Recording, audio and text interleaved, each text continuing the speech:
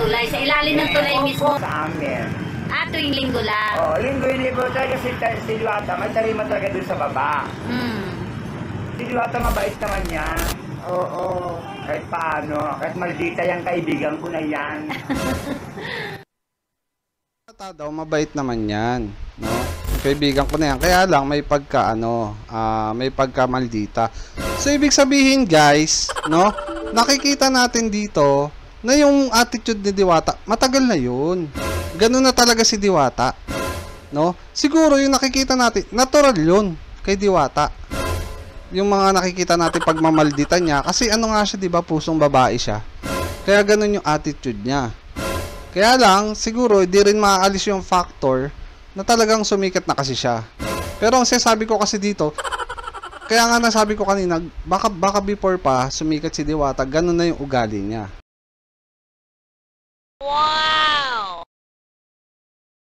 Ibig sabihin, may pagkamaldita nga si Diwata. 'Di ba? Ayon na rin sa pagkukwento ng mga kaibigan niya. 'Di ba?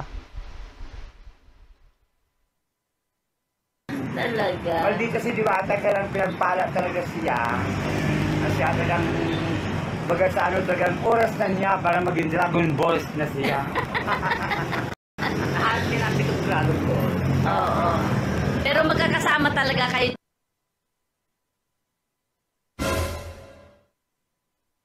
Idol din pala ni Diwata si Dragon Ball. Sa ilalim. Sa bali. Ako yung kasama niya sa balikan. Sa balikan niya yung mukha niya. Oo. Nagtrabaho yan siya. Nagtrabaho siya sa Globe. Nakapag-ipon niya ata si Bakla. Sa Globe? Oo. Ano trabaho niya doon? Ano sila doon? Supervisor ako doon. Supervisor sila leader. Talaga? Oo, sa Globe yan sila. Supervisor ka. Tapos siya team leader. Bakit umalis ka?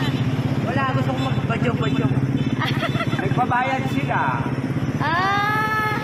Pandemic kasi noon. Oo, pandemic yun. May ipon na kami.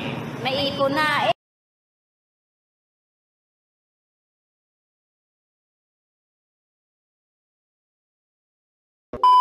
Maganda yun, maganda yun. Maganda rin, Tuloy Tol. lang. Kung ano yung nasimulan, itutuloy. Kasi kung ako naman, sa part ko naman siguro, pagka may, excuse me, pag may gusto ko na lang pa-reaction na sa akin, about sa inyo, sa team nyo, ako, nandito lang ako, one call away lang ako. One call away. Walang problema yan. Isa yan si So, Tol din talaga sa ano. So yun lang Sa naman, no? kaibigan. Yun lang naman. Sana all. Kapatid, sana kahit papaano nabigyan natin ng justice yung pag-reaction dito kay Diwata, no? Diwata. Tayo naman bilang simpleng mga vlogger, bilang mga ordinaryong vlogger, hindi naman natin hangad na ako personally, hindi ko hangad na malumubog si Diwata or ano man ang kasi ano yan isa si Diwata sa totoo lang guys, isa si Diwata sa nakakatulong sa gobyerno natin in terms of tax. Diba? Taxpayer yan. Kaya bilang isang vlogger, bakit mo hihingin na lumubog siya? Hindi. I-criticize natin siya para mag-improve siya, para baguhin niya yung mga maling nakikita ng mga tao sa kanya.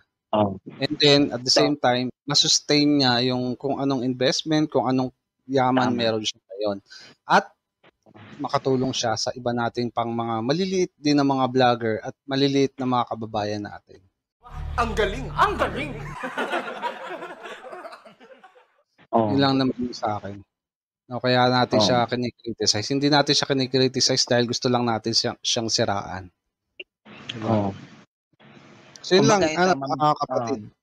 Yun lang naman yung akin. At salamat ulit sa oportunidad na pinakit mo ko sa yung so wala yun. Anytime naman. Ako naman ang aakit sa'yo. Nung channel mo. Nung nag-invite si Ma'am Veronica, si ate, na umakyat sa channel mo, Tol. May ako noon, may meeting ako nun, Tol. May importante kasi pag-uusapan dun sa mga vlogger rin ni Diwata na kami nagsasama-sama kami. Nasa Pasay ako nun, Tol, kaya hindi ako nakaakyat. Kaya pala. Kaya yung biglaan, Tol, nag-text sila, kaya yun, hindi ako nakaakyat. Kaya pala. I see. Tsaka tol, congrats mukhang pag-graduate ka na ba? Oo, graduating ako ngayong taon. Oo, yan. Tol, tuloy mo lang.